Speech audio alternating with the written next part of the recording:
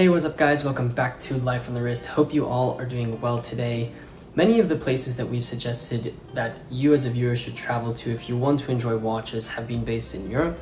And so I know a big portion of the viewers of my channel are based in the United States. And so I thought I would just pick a place that's a little bit closer to home for many of you viewers and discuss why it is worth traveling to this place if you are interested in watches.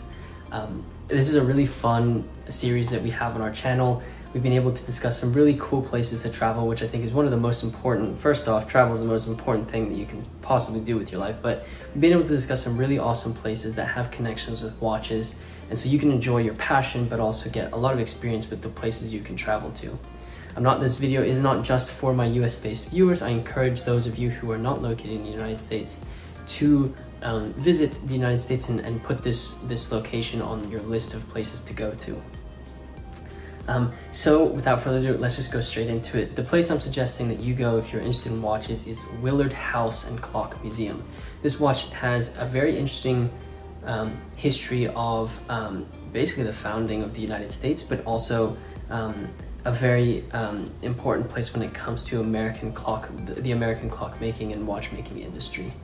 So that's the place we're going to be traveling to today. So as I do with all of these videos, I'm going to give you a little bit of information where this is actually located, and then go into the place and why it's significant for watches. So the Willard House and Clock Museum is a museum that's located in North Grafton, Massachusetts in the United States, which is in the northeastern part of the United States. This place is extremely significant because this was one of the first places where a group of brothers who are from the Willard family started to produce clocks. And so like I said, this is an extremely important place when it comes to sort of the history of the United States. Grafton is in Worcester County in Massachusetts, sort of in the central area of this location, and it was originally settled in 1718. The reason why it's extremely important is because this was actually on a Native American this was where a Native American reservation was located, and obviously when the U.S. was sort of colonizing, this is where people settled. As I mentioned, Grafton's sort of in the center in Worcester County. The Willard House and Clock Museum is in North Grafton, so towards the top of the county, and was basically the place where the indigenous inhabitants of a specific tribe, the Nipmuc tribe, was located. They still maintain a reservation there for this tribe to continue to practice, or to live the way that they used to. Albeit the fact that I think the United States hasn't done enough for the indigenous inhabitants and the preservation of sort of their lands. But that's a different discussion. We're here to talk about watches. So settled in 1813, incorporated in 1735. I think this land has some really beautiful sort of farmlands, which is where this Willard House is actually located. This is a smaller town. Total population in 2010 was 17,765.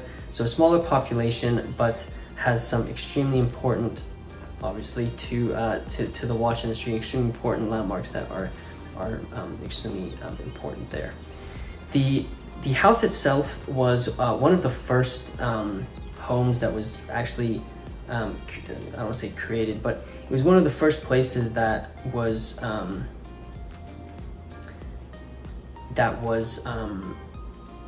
built in this area during its founding. It's obviously, like I said, in a small rural area of Massachusetts, and it really became a place where United States-based clockmaking was extremely kind of grew out of that. Willard House was one of the first, basically one of the first places that was built in North Grafton in this area. Obviously, like I said, the indigenous individuals used to live here, but this was one of the first houses and farms that was created in this area.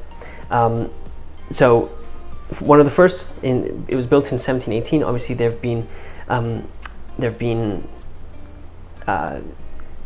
renovations and updates to the home itself.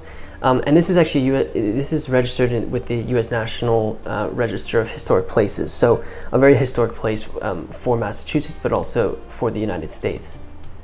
The house itself, like I said, was actually farmland. The Willard family farmed the land, but then they also produced clocks. The sort of the main people who contributed to the clocks that were being produced were the Willard brothers, Benjamin, Simon, Ephraim, and Aaron. And so these brothers really started producing clocks in the late 1800s during basically the off seasons for farming. So the idea of their sort of business, if you want to call it that, was during the seasons where farming was extremely good, they would farm the land and produce an income that way. But in the off seasons, they would produce clocks. This is very similar to some of the other clockmakers that we have, watch and clockmakers that we have discussed previously.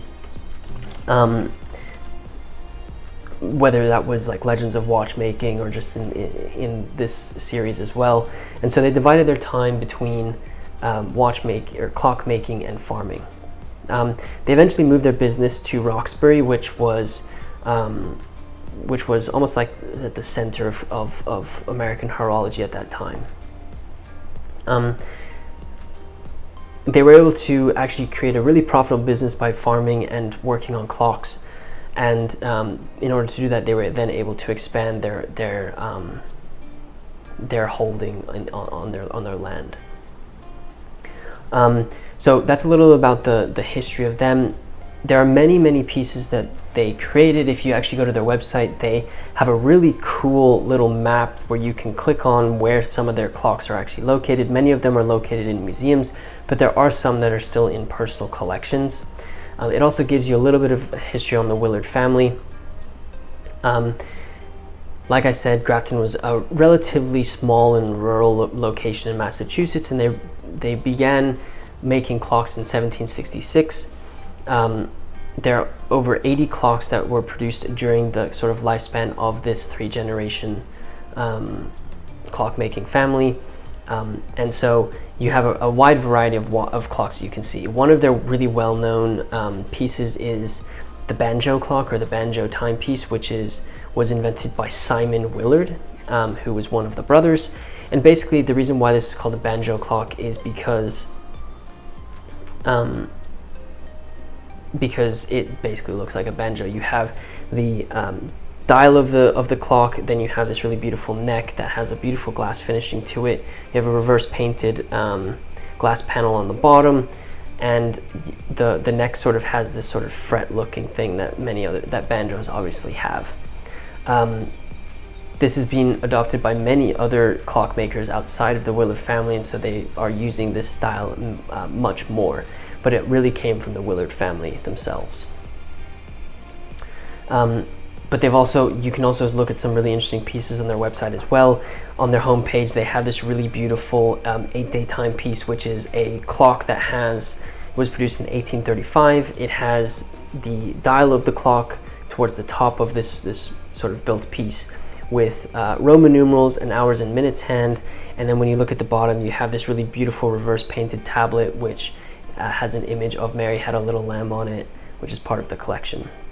The reason why you should go to the Willard House and Clock Museum is this is an opportunity for you to learn about the history of an American-based watchmaking industry that perhaps doesn't get as much press as, say, the Swiss or the Japanese watchmaking industry, or the German.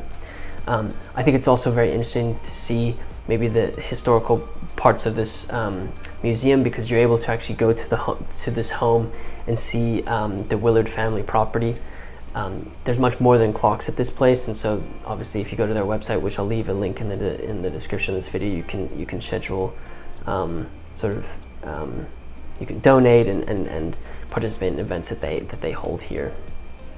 They also have some objects that they feature during specific times.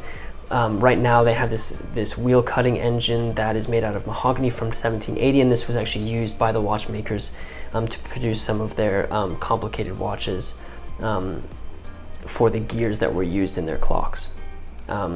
So another really cool part of why this is a fairly cool place for you to go to if you're interested in clockmaking. Like I said, this is a US based place to travel. I encourage you, if you are based in the US, to check out Willard House and Clock Museum. It's an opportunity for you to learn about the American watchmaking industry or clockmaking industry. And if you are from abroad, I encourage you to travel there. And you know, it might not be as rich of a history as perhaps some of the Swiss places that we've talked about, but it still is significant for clockmaking in general. So I hope you guys enjoyed learning a little bit about the Willard House and Clock Museum in Grafton, Massachusetts. That is the place we suggest that you travel. You can head over to Boston and then maybe drive out to Grafton. It is a smaller place, but you can get there eventually. If you haven't seen some of our other videos where we discuss other places to travel for watches, I encourage you to check out our playlist, but you can also just search places to travel for watches and you'll probably come up with our videos. Well, you'll definitely come up with our videos.